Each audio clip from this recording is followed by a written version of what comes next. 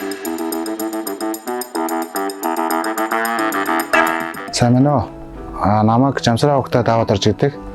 Миний би одоо хараар худалдааны төвд одоо бэлэн хувцсны чиглэлээр 15 дахь жилдээ үйл ажиллагаа явуулж байна. За манай бэлэн хувцсны лангуу улирлын чанартай учраас баяр ёслолын өдрүүдээр сургууль соёл төсөлтийн баяруудаар маш их ачаалттай ажилладаг. Банк санхүүгийн одоо зээл үйлчлэлд явахлаар маш их бичиг баримт цуглуулж цаг зав шаарддаг. Энд болохоор бид нэр бас цаг зав муутай учраас бас биеэр очиж ингэж бичиг цаас бүрдүүлэх ямар ч боломжгүй байдаг.